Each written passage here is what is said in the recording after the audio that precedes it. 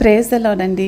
నేటి దినవాక్యం కొరింథీయులకు రాసిన మొదటి పత్రిక 16వ అధ్యాయం 14వ వచనం. మీరు చేయు కార్యములన్నీ ప్రేమతో చేయుడి. చిన్న ప్రార్థన చేసుకుందాం. మహాపరిశుద్ధుడకు దేవా ప్రభా మీకే స్తోత్రములు. మరి నిజముగా తండ్రి పరిశుద్ధుడా ప్రభా మరి కార్యములన్నింటినీ కూడా ప్రేమతో చేయమని బతిమాలుకుంటున్నాను తండ్రి ప్రభా. మరి ఈరోజు ఈ మాటలు ఒక అర్థమునేంటో ప్రభా మరి సూటిగా ప్రభా మరి మేము గ్రహించలేని విధముగా వాటిని మాకు బోధించమని బతిమాలుకుంటున్నాను. ఏ స్నామంలో ప్రార్థిస్తున్నాను తండ్రి, ఆమెన్. కొరింథీయులకు రాసిన తన మొదటి పత్రిక ముగింపు వచనాలలో అపోస్తుడైన పౌలు దేవుణ్ణి ప్రేమించడం మరియు ఇతరులను ప్రేమించడం అనే విశ్వాసి యొక్క అంతిమ మరి తీర్పును ఇక్కడ మనకు తీసుకొస్తున్నారు. మీరు చేసేదంతా ప్రేమతో చేయండి అని మనవి చేస్తూ, ప్రేమను వారి అత్యున్నత లక్ష్యంగా ఉంచుకోవాలని, వారు ఎల్లప్పుడూ గుర్తుంచుకోవాలని కొరింథీయులకు ఈ సూత్రాన్ని పదే పదే నొక్కి చెబుతున్నాడు.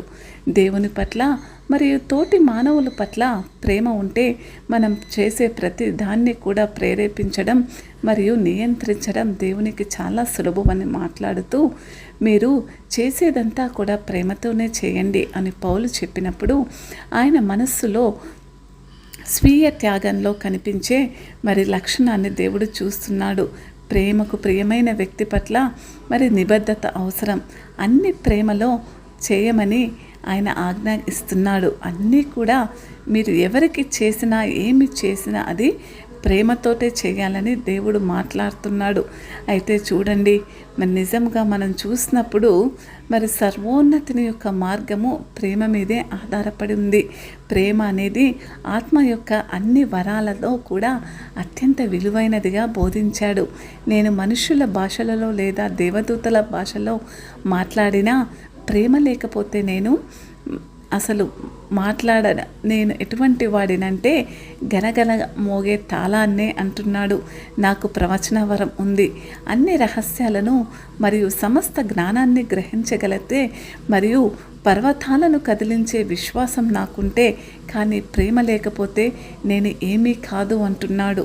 చూడండి, ప్రేమ నా దగ్గర ఉన్నదంతా పేదలకు ఇచ్చి నేను గొప్పలు చెప్పుకునేలా నా శరీరాన్ని కష్టాలకు అప్పగించినా ప్రేమ లేకపోతే నేను ఏమీ కాదు అని కొరింథీయులకు రాసిన మొదటి పత్రికలో 13వ అధ్యాయంలో ప్రేమ లేకుండా ఆత్మ యొక్క వరాలు ఫలించవని ఎంతో సూటిగా మాట్లాడుతున్నాడు. మరి నిజంగా నీ జీవితంలో నువ్వు అనేకులను ప్రేమిస్తున్నావా? నీ చుట్టూ ఉన్న వారిని, నీ సొంత వారిని, నీ కుటుంబంలో ఉన్న వారిని, నీకు రోజు పనిచేసే నీ భార్యను, నీకు నిన్నెంతగా ప్రేమ చూసుకునే నీ భర్తను, నువ్వు కలిగి ఉన్న పిల్లల్ని, అత్తమామలను, మరి వారి ఎడల నీ ప్రవర్తన ప్రేమగా ఉందా? విసుక్కుంటున్నావా? విశ్వాసులుగా మన జీవితాలు పనిచేసే మరియు వృద్ధి చెందే పర్యావరణమై ఉండాలి. అది కేవలం ప్రేమ అనే మొక్కతోటి, ప్రేమ అనే నీరుతోటి పెరిగేగా ఉండాలి. పౌలు రోమియోలకు బోధిస్తూ ఒకరినొకరు నిజమైన ప్రేమతో ప్రేమించుడి అంటున్నాడు. చాలామందిని మనం చూసినట్టయితే అవసరాల కొరకు పైకి నటించే ప్రేమలో వాళ్ళు ప్రేమిస్తూ ఉంటారు. ఎఫెసీయులకు పౌలు రాస్తూ ఇలా అంటున్నాడు, పూర్ణముగా వినయముగా సౌమ్యముగాను ఉండండి, ఓర్పు గలవారై ప్రేమలో ఒకరినొకరు సహించుకోండి, ఒకరి ఎడల ఒకరు దయగలిగి కరుణాహృదయములై క్రీస్తునందు దేవుడు మిమ్మును క్షమించిన ప్రకారము ఒకరినొకరు క్షమించుడి అంటున్నాడు. తన శిష్యులకు తన ప్రేమ ద్వారా వేరు చేయబడాలని యేసు స్వయంగా చెప్పాడు. మీరు ఒకరినొకరు ప్రేమించుకొనుడి అన్న కొత్త ఆజ్ఞ మీకు ఇస్తున్నాను అని యోహాను సువార్త 13వ అధ్యాయం 34వ వచనంలో మనం ఒకరినొకరం ఎలా ప్రేమించుకోవాలో యేసు ఉదాహరణగా నిలిచాడు. క్రీస్తు సంఘాన్ని ప్రేమించి దానికోసం తనను తాను అర్పించుకున్నట్లే భార్యాభర్తలు ఒకరినొకరు త్యాగపూరితంగా ప్రేమించాలి. మనం ఎవరినైతే సరిదిద్దినప్పుడు లేదా గద్దించినప్పుడు అది ప్రేమతో చేయాలి. క్రీస్తులోని ఒక సోదరుడు లేదా సోదరికి మనం కఠినమైన సత్యాన్ని మాట్లాడవలసి వస్తే మన ప్రేరణ ప్రేమ స్థలం నుండే రావాలి. కానీ ఐక్యత మరియు ప్రేమ యొక్క ఆత్మలో ఒకరినొకరం మనము కఠినమైన సత్యాన్ని మాట్లాడవలసి వస్తే మన ప్రేరణ ప్రేమ స్థలం నుండి రావాలి.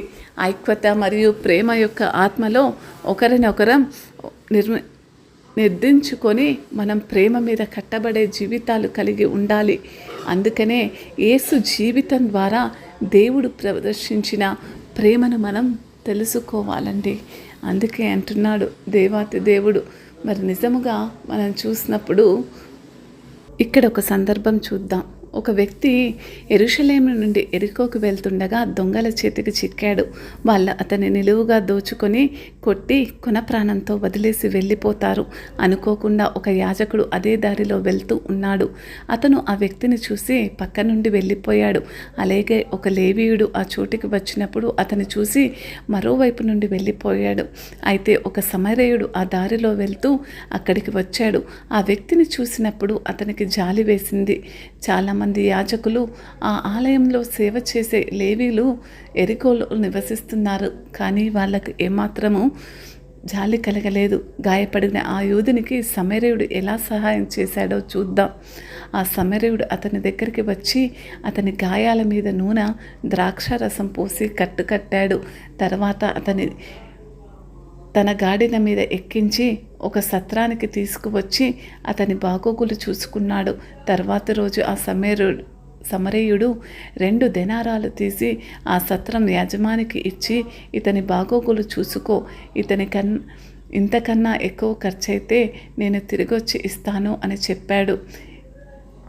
గొప్ప బోధకుడైన యేసు అతన్ని ఆలోచింపచేసి ఇలా అడుగుతున్నాడు, చూడండి, ఇప్పుడు చెప్పు, దొంగ చేతుల్లో పడిన వ్యక్తి ఆ ముగ్గురిలో ఎవరు పొరుగువాడిగా ఉంటున్నాడు, ఎవరు నిజమైన ప్రేమను చూపగలిగాడు అన్నది ఒక్కసారి మనము జ్ఞాపకం చేసుకోవాలి. దేవాతి దేవుడు మన జీవితాలలో నిజంగా ఎంతో గొప్ప సందేశాన్ని నిలబెట్టాడు. మరి అనేక సార్లు మనము తెలియకుండానే పరిగెడుతూ ఉంటాము. ప్రేమ వదిలేసి మిగతా వాటన్నిటిని వేసుకొని పరిగెడుతూ ఉంటాము. కానీ మీరు చేసేదంతా కూడా ప్రేమతో పూర్తి చేయనివ్వండి. అంటే యేసుక్రీస్తుతో మనకున్న బంధం ద్వారా దేవుని షరతులు లేని ప్రేమ మనలో ఉంటుంది. శక్తి మరి దేవుడు దాన్ని శక్తిగా మారుస్తాడు.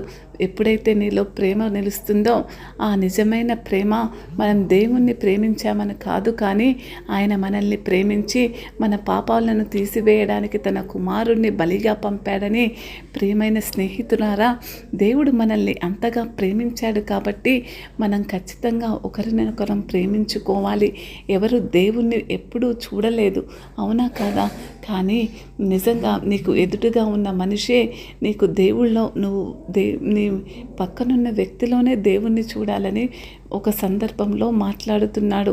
కానీ మనం ఒకరినొకరు ప్రేమిస్తే దేవుడు మనలో నివసిస్తాడనేదే పరిశుద్ధ గ్రంథం మనకు బోధించే సత్యం. ఇటు సత్యాన్ని మనం ఆచరణలో పెట్టాలని ప్రాధేయపడుతున్నాను. దేవాతి దేవుడిచ్చిన సందేశాన్ని బట్టి ప్రార్థన చేద్దాం. దేవా, నిజమే, మేము చేయు ప్రతి కార్యంలోనూ ప్రేమ నిలిచినట్లు మా హృదయాలని ప్రేమతో నింపమని మాలుకుంటున్నాను. యేసు నామములో ప్రార్థిస్తున్నాను తండ్రి, ఆమేన్.